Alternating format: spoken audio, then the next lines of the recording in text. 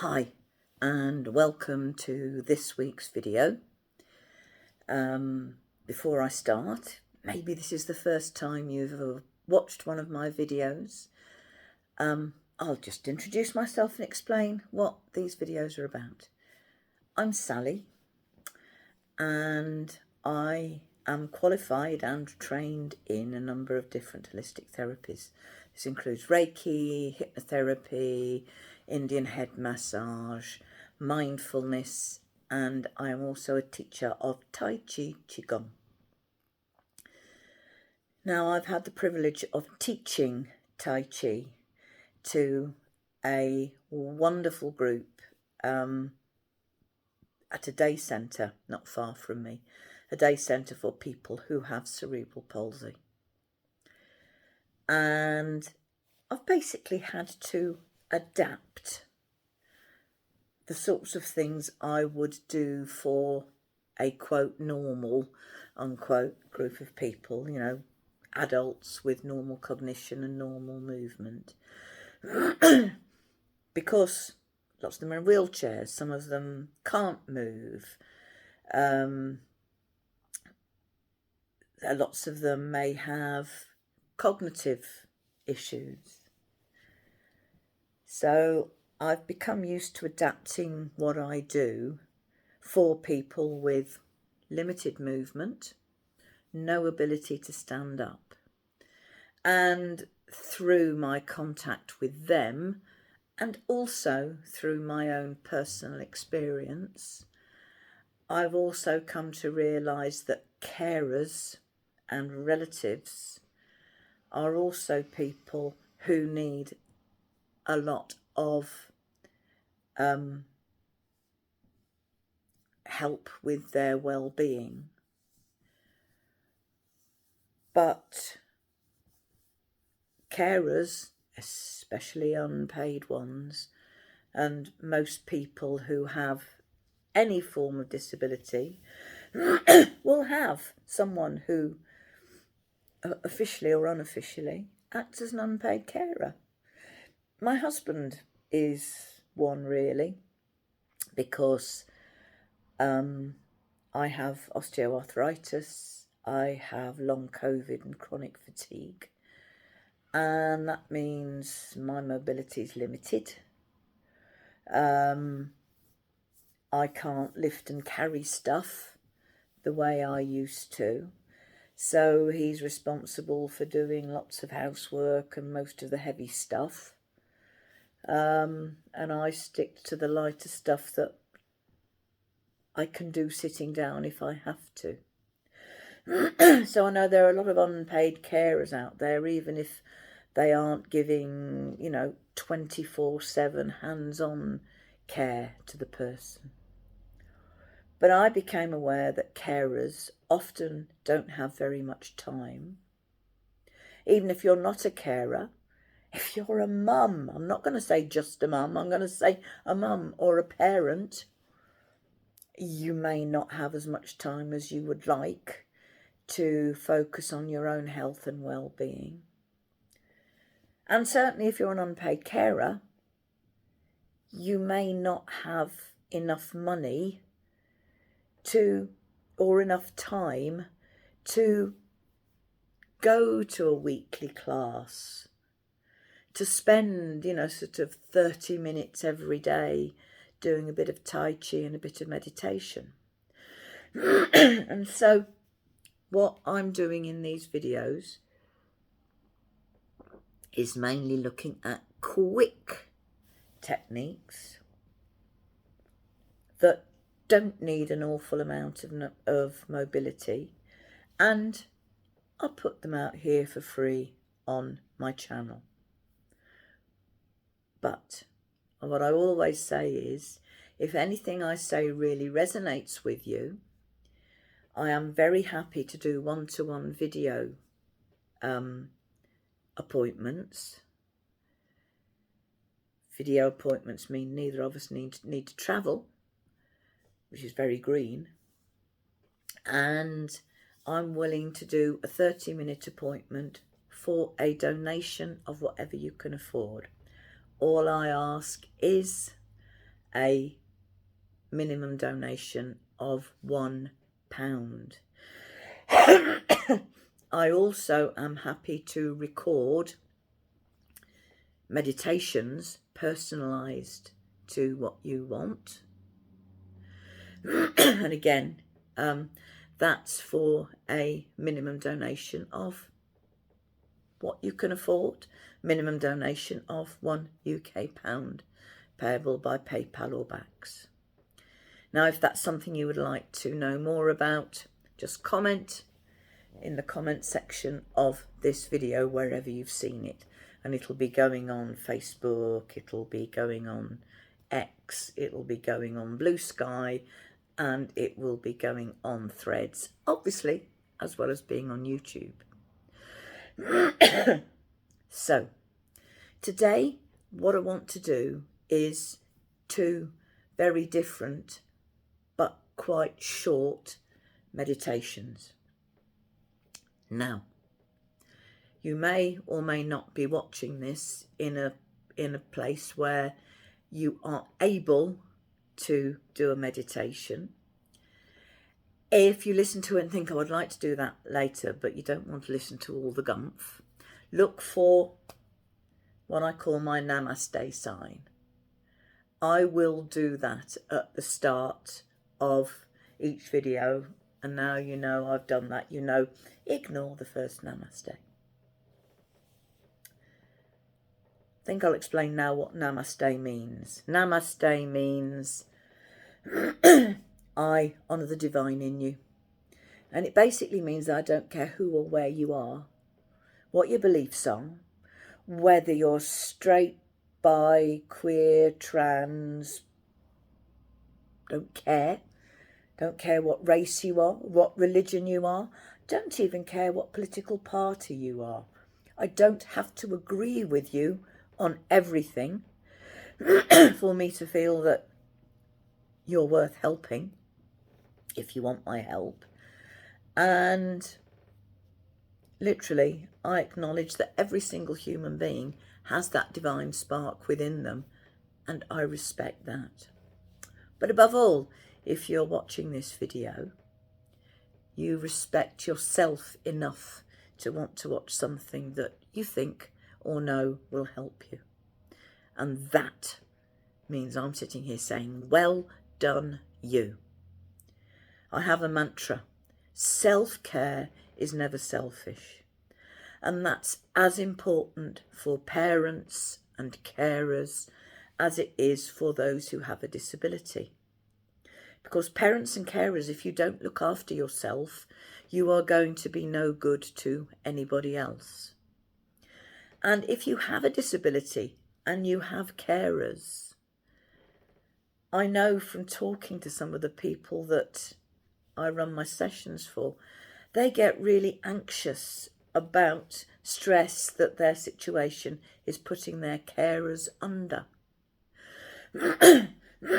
Excuse me. So looking after your own health and well-being is always important, and self-care is never, ever selfish. So, excuse me, take a sip of my coffee. The first meditation I'm going to do is a very short one, very simple one, which is useful anytime that you just need to get yourself out of a situation that's causing you a lot of stress. And it is literally called the 3-minute breathing space meditation, which gives you a good clue to how long it is and also when it's useful. This meditation is useful almost any time you find yourself being pulled in 100 directions at once, or you find yourself saying, stop the world, I want to get off, or you're really deep into a situation that you can't see a way out of. Step back and take a deep breath. And just this meditation, or indeed any meditation, will stop those thoughts going round and round in your head. So, we're going to start the first meditation now. So get yourself into a comfortable position. That can be sitting, lying, standing, I don't care. Well, there are some advantages to the traditional sitting on a cushion. Not everyone can sit on a cushion. And whatever position you can get yourself in to do this meditation is perfect for you. Just be comfortable.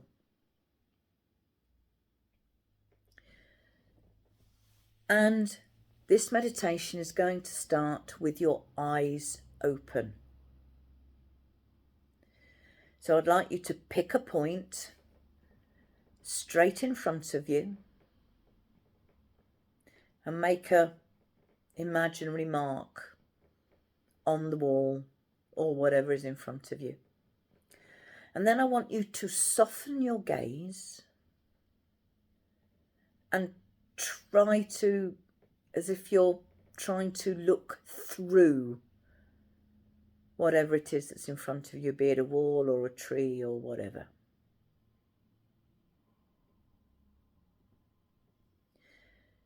Now, without moving your head or your eyes, just keep your gaze soft on that imaginary point that you've picked out. First of all, I'd like you to notice what you are aware of on your right hand side.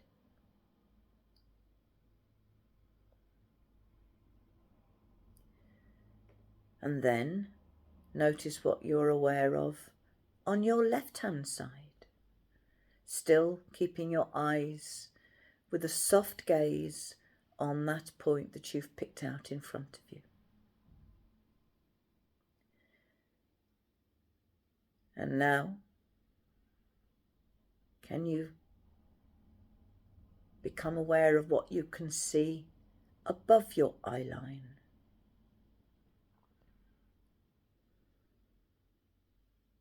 And then below your eye line. And then finally, still keeping a soft gaze on that imaginary point in front of you. What are you aware of that's behind you?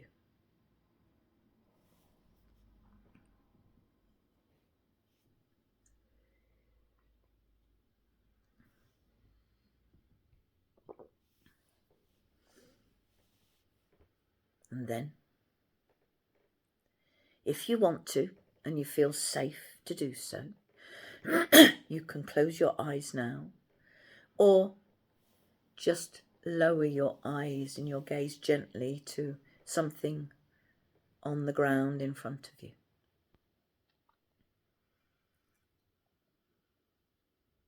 Become aware of where you're sitting or standing.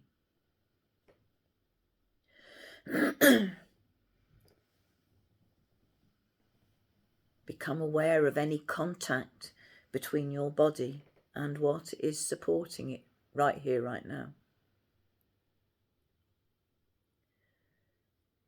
And then bring your awareness inside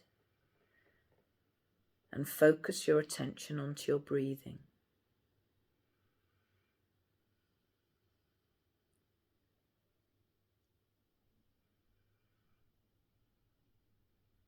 And maybe you could focus your attention on that natural rhythm and movement in your breath.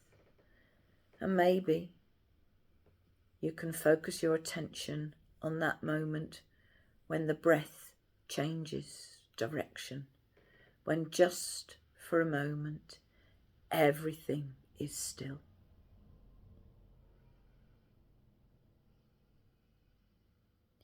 And then bring your attention back to your breath and slowly let your awareness move outwards so that you become aware that you're actually a body that's breathing. And then become aware that that body is filling up a space. And then become aware of maybe of the touch of clothes on your skin. And then let your attention go further out so that you become aware once more of where you are. And then, if your eyes have been closed, slowly open them and just gently bring yourself back to normal awareness.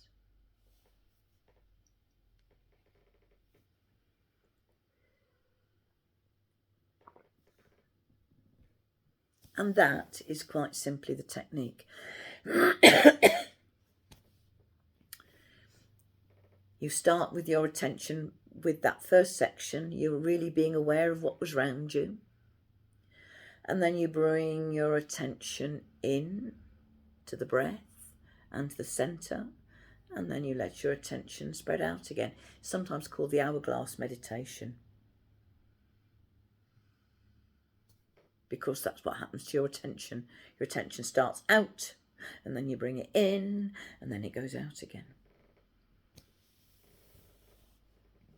Don't have to spend 3 minutes on each part. Sorry, don't have to spend a minute on each part, which obviously 3 minutes meditation is a minute on each bit. But once you know the technique, you can do that anytime. And actually, as a kind of SOS emergency measure, just bring your awareness into your breath and just try and find that moment in your breath when everything is still. Just really focus on your breath and find that moment when movement changes direction, and just find that very brief moment of stillness. Now, I often say that one of the simplest techniques for stress management, bar none, is literally to take a deep breath. Because when you do that, you focus your attention naturally in onto your breath. And you kind of put up a circuit breaker. You break the cycle of the thoughts that have been going round and round in your head. And you're able to step outside and just stop it. You'll probably have to go back in, but you will go back in hopefully calmer and with a different perspective, or maybe you'll realise that you don't have to go back in at all. Okay, so that's a quick SOS circuit breaker type of meditation, but it's also a very quick meditation, and it's one that can be done anytime, anywhere. You can even do this one if you're sitting on public transport or going somewhere in a car. Just put your attention out, become aware of what's surrounding you, and then bring your attention in just for a moment, keep it there, and then let it go out again. You don't have to close your eyes. And you may not always feel safe to close your eyes. Plus, if you're on public transport, people might wonder what on earth you're doing. But that's the first very quick meditation. Now, the point of meditation isn't to come into it in a nice calm frame of mind, all peaceful, so that you can sit there, go on and have wonderful experiences. No.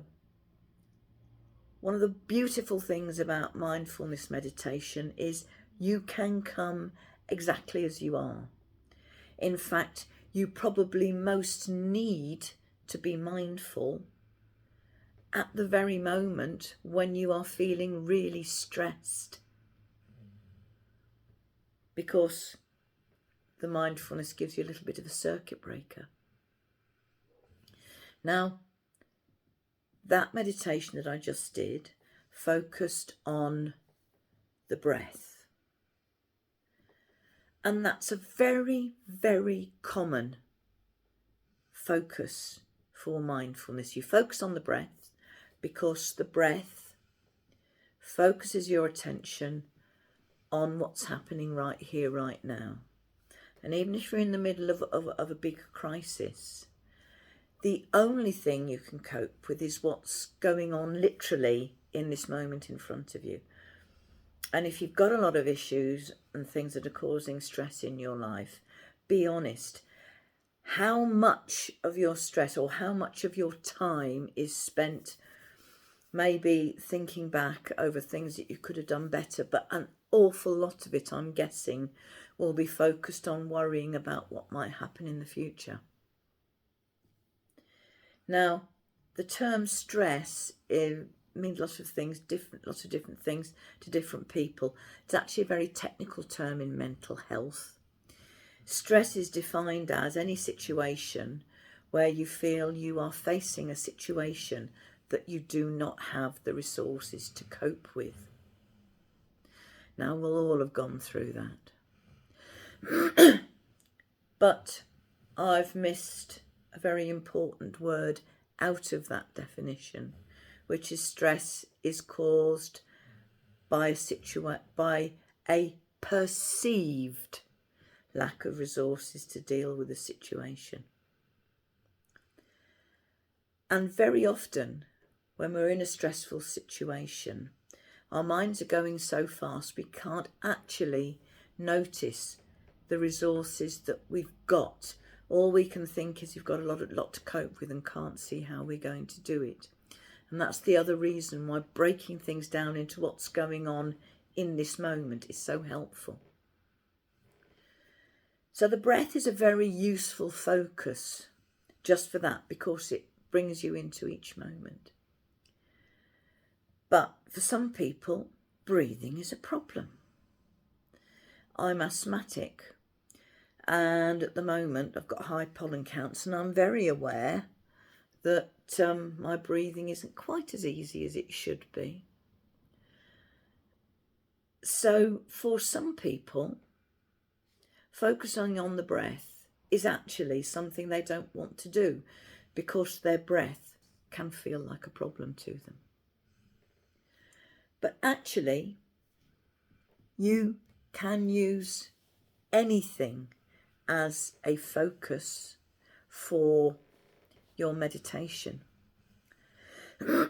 And my next meditation is going to use an object that I'm pretty sure every single one of you has. And that's one of these. So, second meditation is about to begin. So, first of all, just pick up your phone.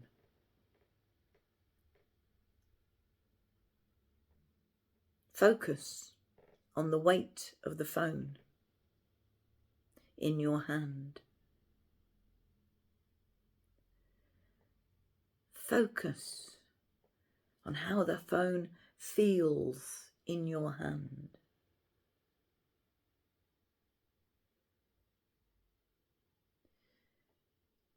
You might want to spend a moment just thinking what a miraculous thing this phone is,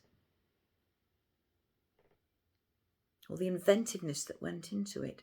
How many people were involved in enabling you to hold this phone in your hand right here, right now?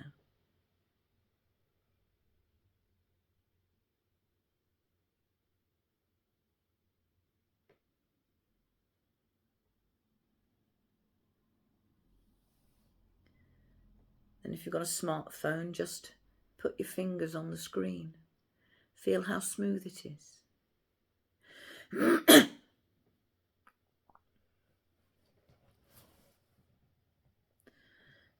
And then I'm going to invite you to open whatever social media app you use a lot, that you really enjoy using.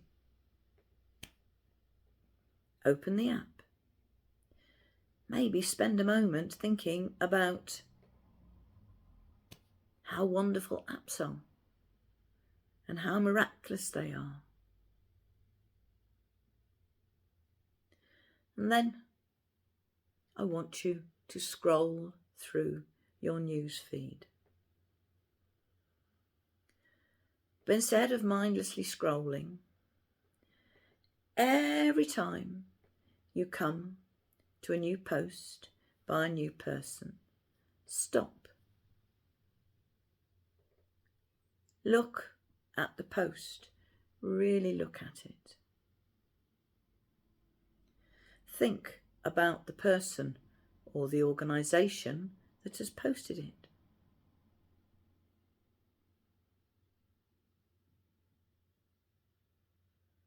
If you like, read the post. Really look at the pictures. Notice how the post makes you feel.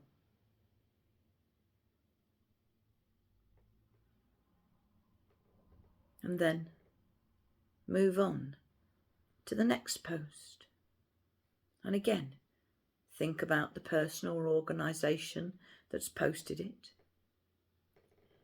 Read the post and notice how it makes you feel.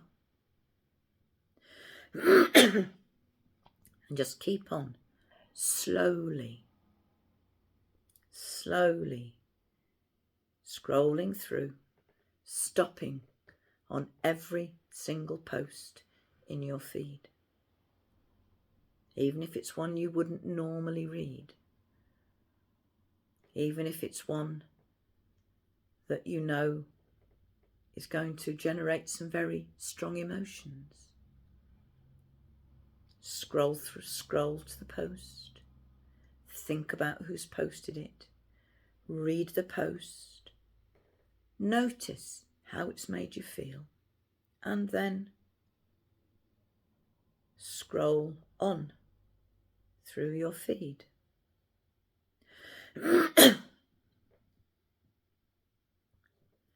And that is a very simple technique that literally you can use anywhere. Really does not need any special equipment, because a huge majority of the people I know have got a smartphone. They use social media. And so many meditation apps will say, oh, stay off social media, not good for you. And no, it isn't. If you doom scroll and just keep scrolling through all sorts of things that really make you feel bad. But if you scroll through slowly,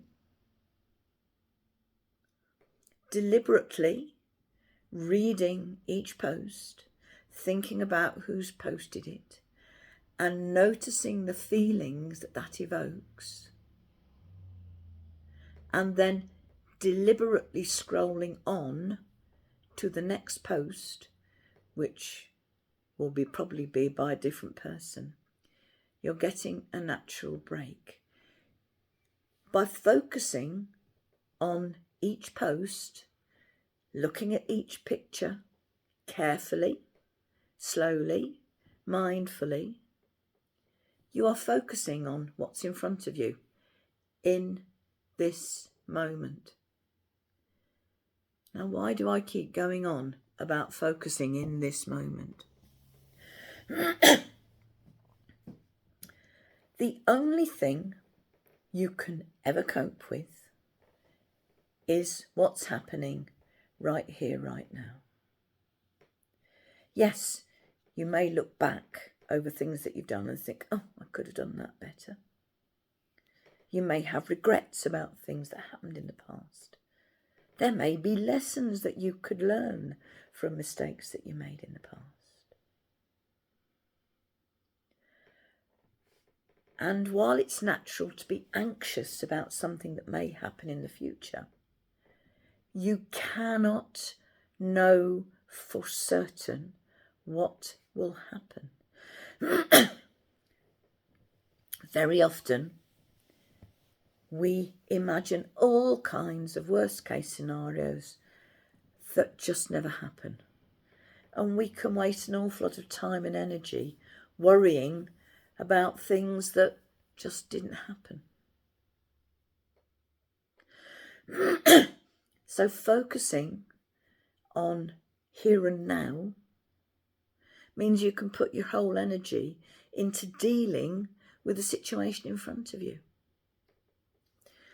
And while you may have a good idea how things may turn out, if you bring a different approach to it, you might change it. I used to do readings on one of those phone-in lines for psychic phone-in lines. And one of the most common questions we all would ask was, is my boyfriend coming back? And we know that